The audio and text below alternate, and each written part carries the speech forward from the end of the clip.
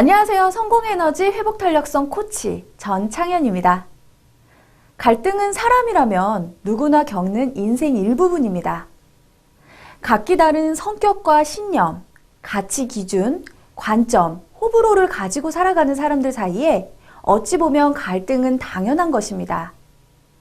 하지만 어떤 갈등은 해결하기 매우 어렵고 때로는 사람을 극도로 불안하게 만들기도 합니다. 특히 당사자가 갈등을 매우 민감하게 받아들이는 경우는 더욱 그렇습니다.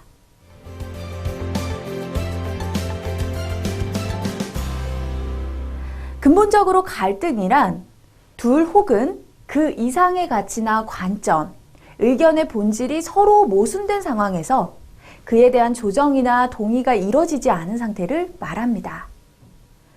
그래서 갈등은 꼭 다른 사람과의 문제만을 지칭하는 것은 아닙니다.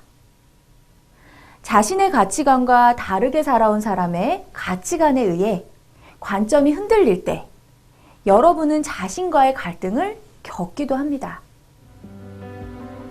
붓다가 한 무리를 가르치고 있을 때 일입니다. 지나가던 어떤 이가 분노에 차 붓다에게 욕설을 퍼부었습니다. 붓다는 인내심을 가지고 그 행인이 내뱉는 분노에 찬 말을 다 들어주었죠. 그리고 무리와 행인에게 이렇게 말했습니다. 어떤 사람이 다른 사람에게 선물을 주었는데 받는 사람이 거절했다면 선물은 누구의 것인가? 선물을 준 사람인가 아니면 받기를 거절한 사람인가? 라고요. 무리는 잠시 생각에 잠겼다가 대답했습니다. 선물을 준 사람의 것입니다. 그러자 분노에 찬 행인도 소리쳤습니다. 바보라도 그건 안다고 말이죠. 그러자 붓다는 그럼 이렇지 않겠느냐.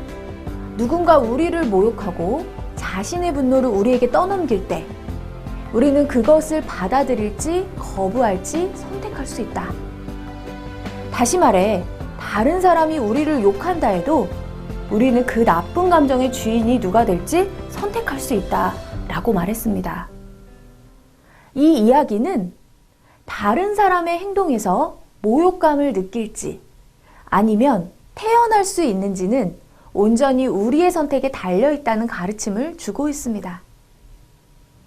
주위 사람이 화를 분출하며 그 좌절감을 내게 투영하면 기분이 정말 불쾌해지죠. 그러나 여기서 중요한 것은 그들이 쏟아내는 분노가 그들의 문제이지 여러분의 문제가 아니라는 것입니다.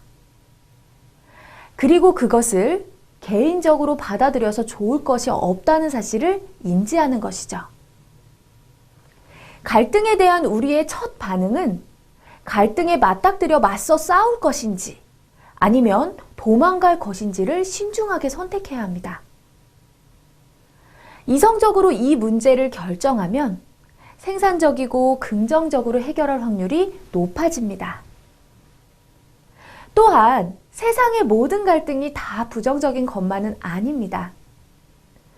누군가와 대립각이 세워졌을 때도 그 상황을 긍정적으로만 처리한다면 아주 값진 결과를 얻을 수 있습니다. 그렇다면 갈등의 순기능에 대해 알아볼까요? 첫 번째, 새로운 아이디어를 낼 수 있다. 갈등은 사물을 보는 새로운 시각을 만들어줍니다.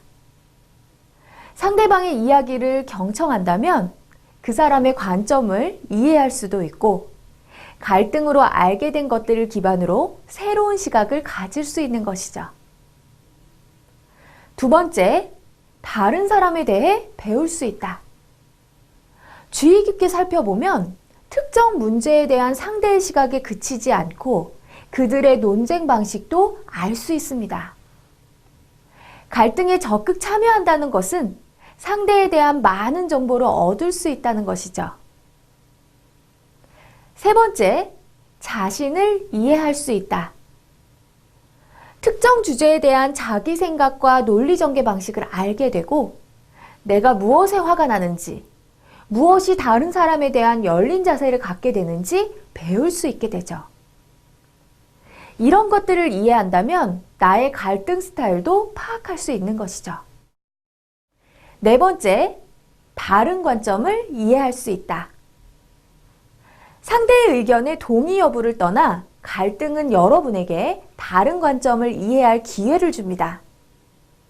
상대방의 관점에 동의하지 않는다고 해도 그런 관점이 존재한다는 것을 최소한 알게 될 것이기 때문이죠.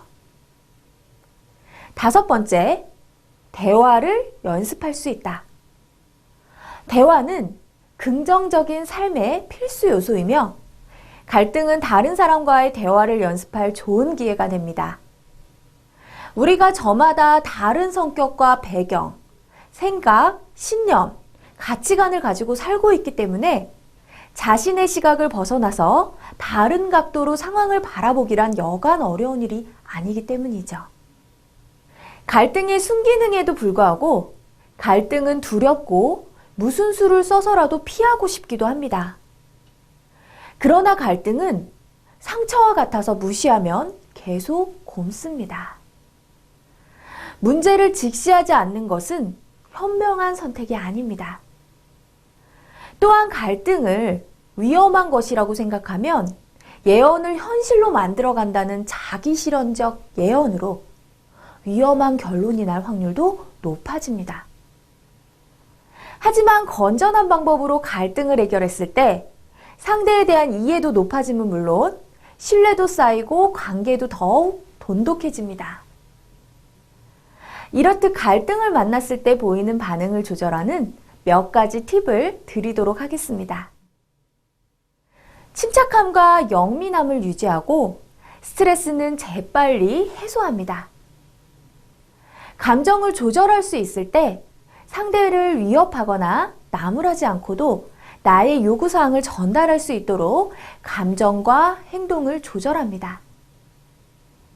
상대가 표출하는 감정과 한 말의 주의를 기울입니다. 여러분과 상대의 다른 점을 인정하고 존중합니다.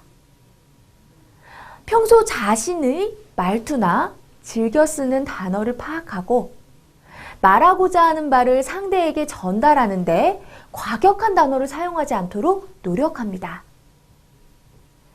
갈등을 효과적으로 처리하기 위해선 세 가지 능력을 키우는 것이 중요한데요.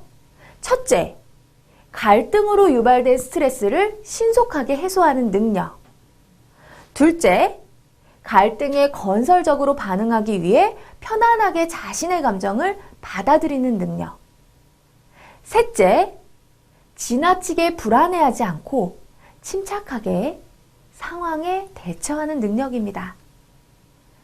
이러한 방법 등을 통해 갈등을 보다 현명하게 대처하시기 바랍니다. 항상 여러분이 다 옳을 수도 없고 이는 다른 사람도 마찬가지라는 사실을 인정해야 합니다.